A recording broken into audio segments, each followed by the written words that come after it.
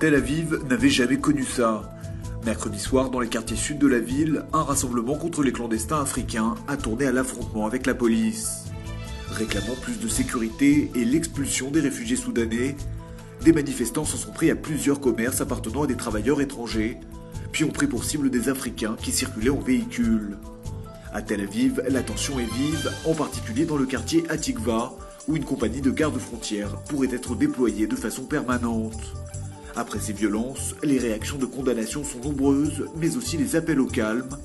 Le ministre de l'Intérieur Yitzhak Aharonovitch appelle les députés israéliens à ne pas jeter de l'huile sur le feu au sujet du problème posé par les réfugiés africains.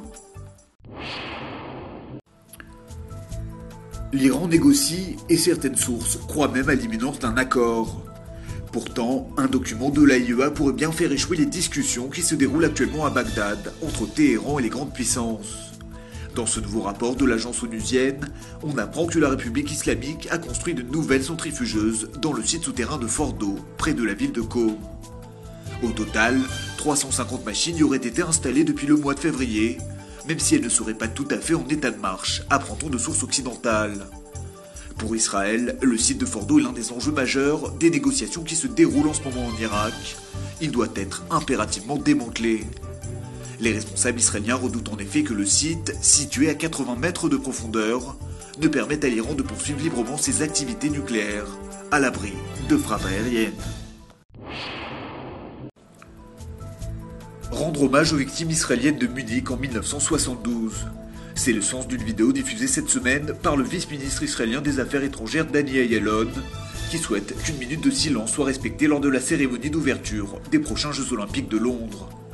Fin avril, l'État hébreu avait formulé cette requête auprès du Comité international olympique afin de commémorer la mort de ces athlètes assassinés par un commando palestinien.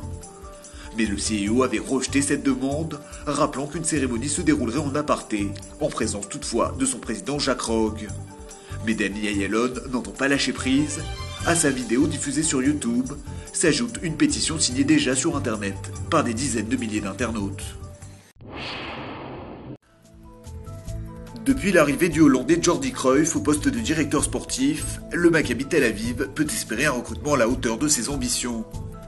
Pour y parvenir, le club de football israélien s'est doté d'un tout nouvel entraîneur, et pas n'importe lequel, puisqu'il s'agit d'Oscar Garcia, qui n'est autre que l'ancien coach des jeunes pousses du FC Barcelone. Une recrue de marque pour le Maccabi Tel Aviv, qui s'attache donc les services de Garcia pour au moins les 2 prochaines saisons. Voilà qui devrait ouvrir l'appétit des supporters du Maccabi. L'an passé, les dirigeants du club avaient déjà dépensé la somme de 35 millions de dollars pour renforcer l'équipe. Pour fêter ses 42 ans, l'ancienne top modèle Naomi Campbell a choisi d'effectuer un petit voyage en Terre Sainte. Elle est arrivée lundi à Tel Aviv à bord d'un jet privé accompagné de son fiancé, le milliardaire russe Vladislav Doronin, d'un groupe d'une quinzaine d'amis et surtout de 6 gardes du corps.